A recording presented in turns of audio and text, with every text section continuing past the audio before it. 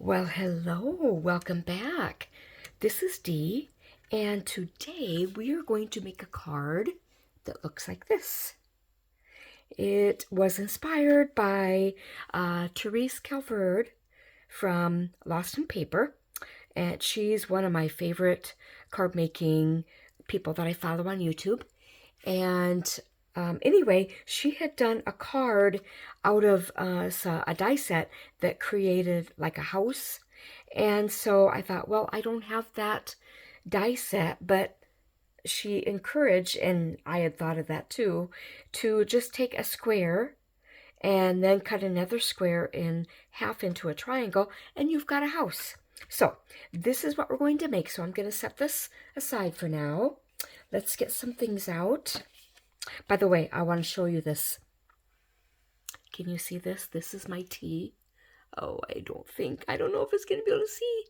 Our daughter and son-in-law, good grief, daughter and son, sorry, Michael, took a trip to Walt Disneyland in California last summer, and so they brought me back that cute little mug.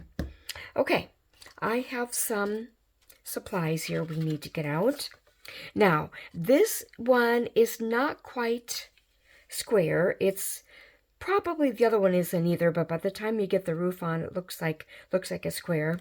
Anyway, so let's get some things out, and we have some work to do before we put the house together, and I'm just gonna use this as my catch-all. Now, do you remember, let me see if I can find the dies. Maybe I put them away. Okay, the other day, oh no, there they are. Okay, doesn't matter. Doesn't matter.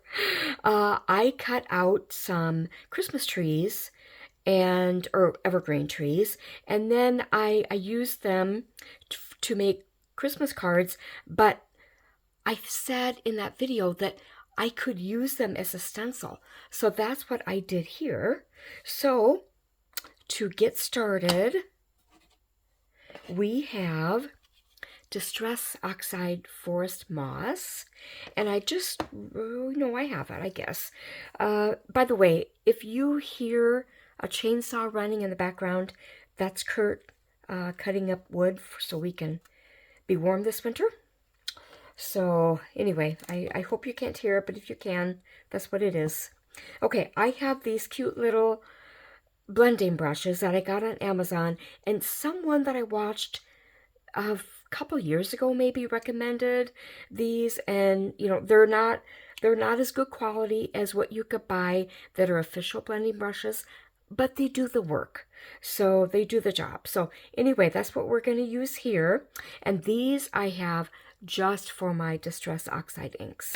So you don't want to mix ink formulas. So in other words, if you have a dye ink, you don't want to use your Distress Oxide ink or vice versa on top of it, because it can mess up when you keep going back and forth, it can mess up the ink pad. Okay, now we're just going to do a little stenciling. And like I said, this is just a homemade stencil out of my die cutting for a video that I did a while back. Now, there you go. That's one. I know on the card I showed you, I used just this one, but I think maybe, and you know what? A lot of this is going to be covered up by the building, but it doesn't matter. It's going to look more like it would in real life, where you have layers of trees or layers of vegetation. And I kind of didn't get that very even, did I? Let's do a little more blending. And like I told you, these are not the best, but I'm not going to buy expensive blending brushes when I can use these, as long as they do well enough. Okay, so we have this. Let's see. Let's do another one here. And we're just going to make layers like there would be in real life. Now, one thing about creating a scene is that I don't know if this really applies specifically with this project here, but if you do a scene, you would want to do the closest layer first. And then you would cut a mask that would cover this first area, and then you do the building. But you know what? I'm not going to worry about that right now. So let's just do this one.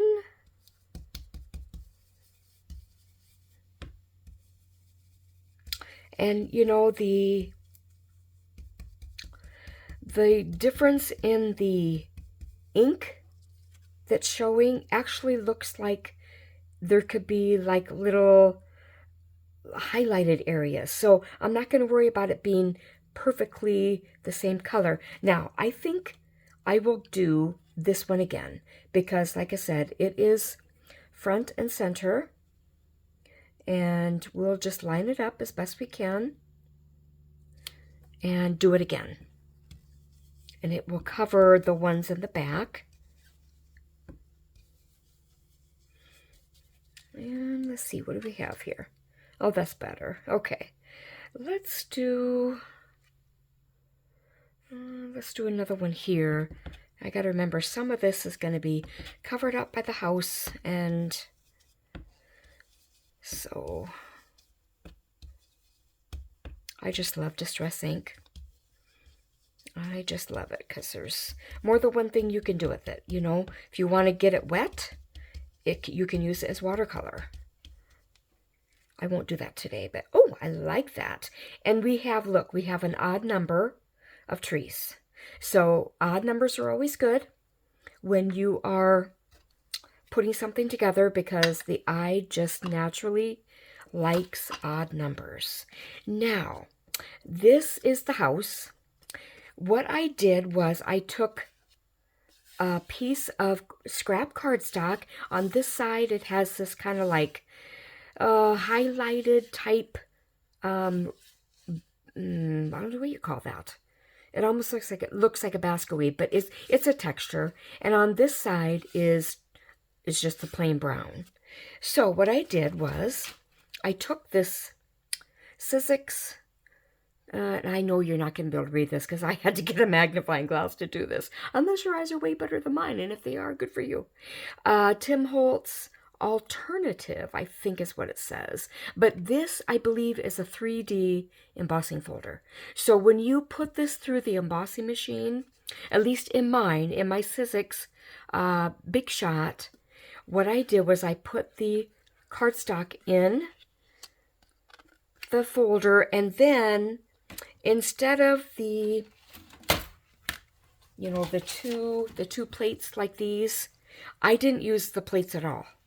Now, I kind of experimented, and I did not push it in case it was going to be too tight to fit. But basically, I put this on my embossing machine, and then I took this little, this little mat, I'm going to need that later, this little mat, and I ran it through the machine. And then I got my kind of subtle wood impression, and I wanted it to kind of look textured like it would be on a house. And this technically is not going to be a house, it's going to be a cabin. So out in the woods. Okay, so there we go, we've got that. And I brought my glue. So we're just going to glue this on here. And I'm still working with this big bottle. I haven't decided if I'm going to put some into a smaller bottle, because I certainly have those smaller bottles. What did I just say? I certainly have those smaller bottles, and I have quite a few. So, okay, here we go. We're going to try to center it as best we can. Now, something I didn't get that I should have is something heavy to rest it on. So I'll be back. Okay, I am back. I've got my book that I will use to kind of weigh things down. And here we've got the roof. And like I said, it was just a square that I cut into triangle. I did have to trim it down a little because it seemed too big. I don't know why that was. Maybe my square that I used was too big to start with. So here we go. We're going to put this here. Now, I have this cute little sliver, and I'm going to glue it on the opposite side this time. And I got to do this relatively fast. This will be the chimney. Now, I'm going to set this on here, make sure everything's lined up right, and I'm going to give it a good press. Now, that, any cardstock that has some texture to it, it's going to need a little more glue and a little more weight so that it will adhere better, okay? So that's why I'm putting this book on here and giving it a little press down, because I want it to stay together. Okay, I'm going to close this up a little bit because I think we're, well, no, we might not be done with that, but okay, let's get that out of the way. I think it's stuck well enough. Okay, now a house, a cabin, whatever, has a door and windows. So I have this might be a really big door, but you know what? We're just going to go with it. It's a cabin in the woods. We can have a door as big as we want, can't we? Okay, so I am going to glue this on here and put it in the center as best I can.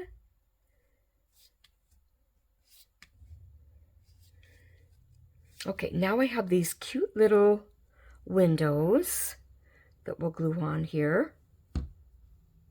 And I'm going to try to put them on as evenly as possible. And if they're not, it's a handmade card, right? That's what we have here, is a handmade card. All right. Now I'm just going to eyeball this. You know, I always think when I see, whoops, a little glue squeegeing out. When I see just a door and two little windows like that, it always reminds me of a face. Okay, now we'll put the pin back in because we are going to do just a little embellishing here. Now I have the Distress Oxide Scatter Straw that I'm going to use to just lightly color the windows. And I'm going to take, and I think you probably would have noticed already, but see how all these are colored? I use the green for the green, and of course now I'm going to use the yellow for the yellow. So that's just a fun way to keep track of what's what. Now, I'm not going to worry if a little bit of the yellow goes over outside, because I don't think it'll be noticed on the brown. So, okay, we'll close that up. And now, we're going to let this dry a little bit. I have these Altenew fine liner pen set that I got basically as a free gift when I placed a rather big order. I think it was this past summer. And so I am using this size 005 to embellish the windows and the door. Okay, so I'm going to use my stencil as kind of a guide. I think when I did the other one, oh no, you know what? I have something better. Hang on. I have my little ruler that's see-through, so this is a T-square ruler, if you've never seen one. And they are really nice to have. That looks pretty straight, so I'm just going to do a little division of the window so it looks real. And now I did get this one a little lower, but you know what? We're not going to worry about it. And I'll drag this one down just a little bit. Okay, now we need a door handle. So I'm just going to put one here, freestyle it. All right, now the next thing, oh, I forgot. Oh, phooey. You know what I did on this one that I forgot to do? I took a stencil, and if I can find it, I will show you. This is by Echo Park Paper Company.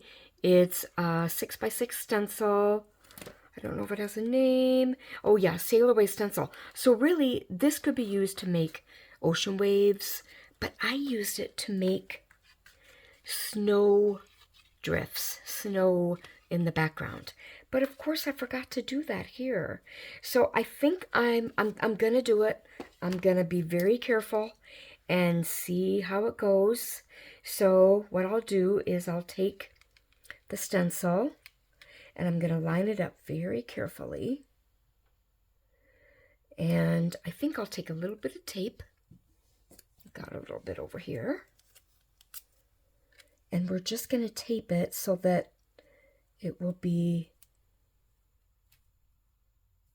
it will stay in one place. Oh, that tape is no good. It's been around a while. Okay, hang on a minute. So we'll take some of this. Oh, that really frustrates me because it was so fun to do.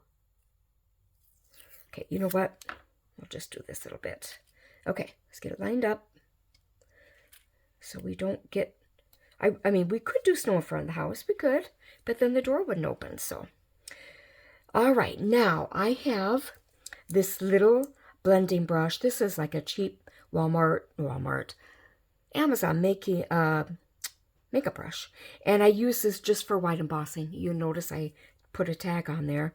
And so I have this very, very old Colorbox pigment ink pad in frost white. And that's what I'm using to do my stenciling.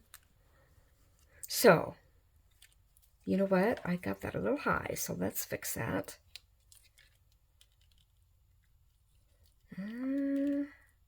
Because I want to make sure it all gets colored. Okay, now we're not going to go overly high. I'm just doing this, okay?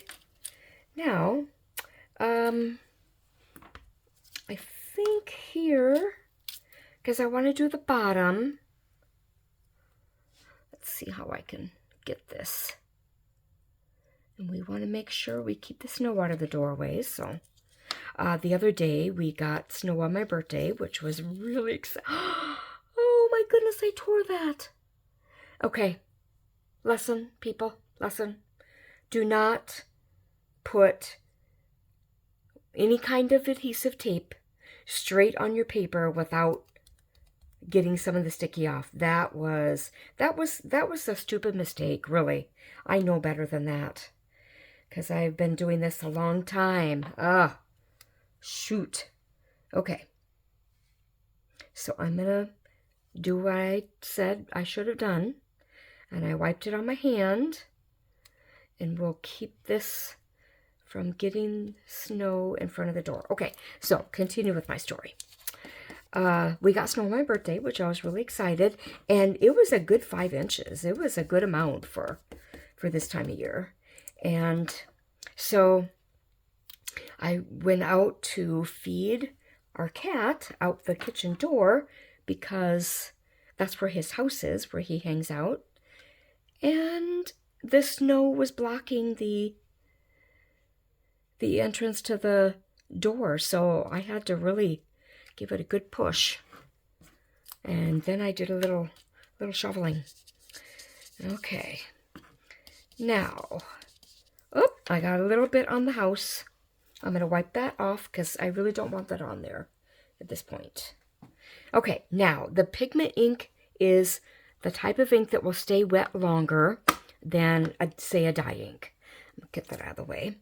And I have I used this Stampa Rosa clear or detail clear embossing powder for the first card, but this time I want to use this, and this was like, I don't know, I got some from my sister-in-law, and I just wrote the name Silver Pearl, so I have no idea what the brand is, but we are going to sprinkle it on here, and then we'll knock the excess off. I think, let me get my little brush here. We'll get that off.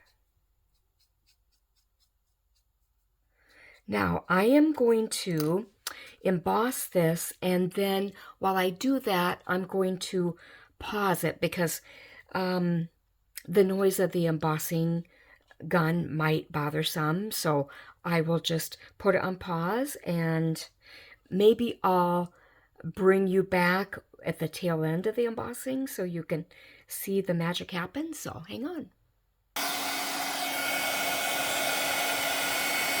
Okay, it's just about ready to be done. I love embossing powder. I just love it. How shiny it shows itself. Okay, now just a tip. Those of you who have done embossing know this, but if you haven't ever, you never want to keep it in one spot very long because it will burn the paper. Okay, let's turn this off. Oop. Okay, now let's take a look at it, see if I can get close enough so you can kind of get a glimpse. See the shine? I hope the camera's picking that up. It's not as good as this one, because you can really see, and it might be the difference in embossing powder, so that's something for me to consider. But isn't that cool? I just love that.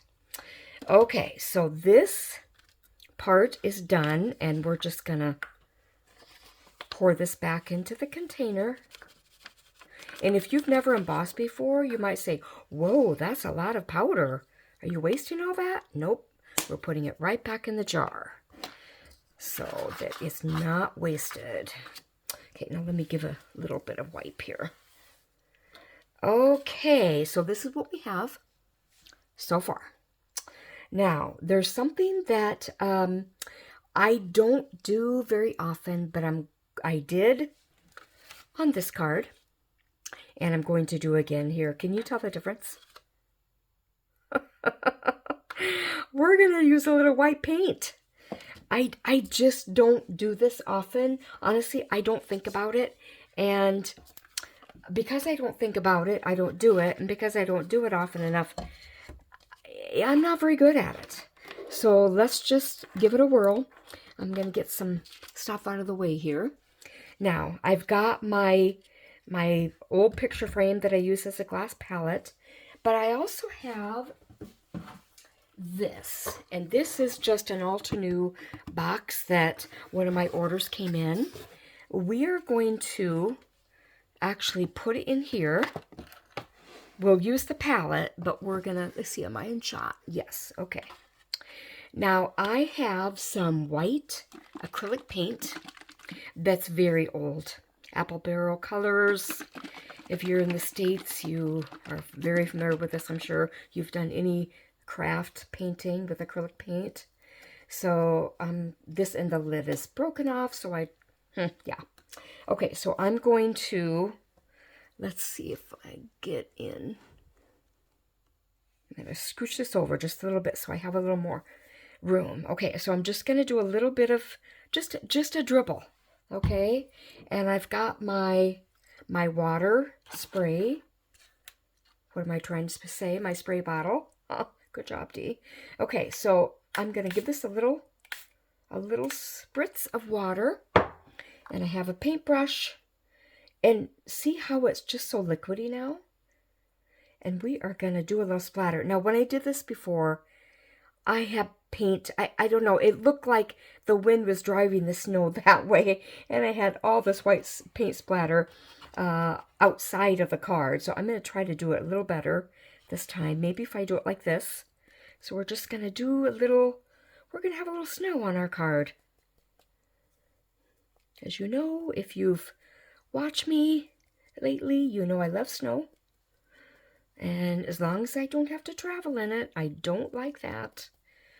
Oh boy, I am making a mess over here. You know what? I better get that wiped up right now. The splatter is going outside the box on this side. And I really don't want acrylic paint all over my nice counter that Kurt built for me. So, I guess that box was not enough. Okay, hang on, guys. Maybe if I do it closer. Maybe if I do that, hey, what do you think of that? I'm getting a little on my hand. Oh, I'm still getting it on the counter. Okay, we're going to finish this fast, and then I'm going to give the counter a wipe, and then we're going to be done with the paint. Oh, got to make sure I get some more on the trees, though. Okay, because we got to have snow on the trees. I went outside snowshoeing this morning, and oh, it was so beautiful. Okay, we are going to give this a little dry with the heat gun, okay? After I wipe my counter, because, like I said, I don't want acrylic. Oh boy, it got everywhere. I'm going to pause so that I can clean up. Hang on. Okay, we are back after my cleanup. I am going to hit this with the heat tool, and then we'll add more to it, so hang on. Okay, I am done with the heat tool, and we're just going to put something like a sentiment on here. And I have this sentiment, that says warm wishes. And I think, well, I could put it right here. You know what? I'm going to get this out of the way. I'll clean this up. I'm going to set this just to the side. Oh, I better clean my brush because that's important. Okay. Okay, now we've got this warm wishes. And we could do a little edging around the sentiment, which will kind of, it will match the trees, so let's do that. Instead of doing a border of green around the sentiment, we'll just do this ink. Okay, and it's so easy. Okay, now, then it will highlight it just a little more.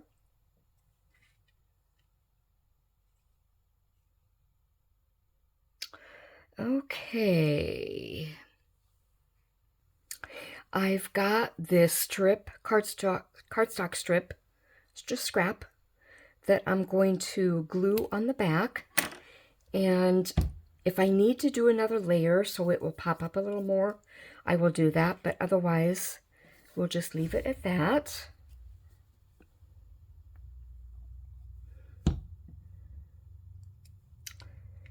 Okay.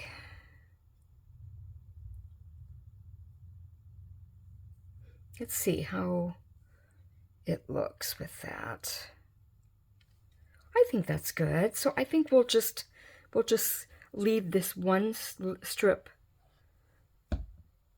alone and let it do its job. Am I centered?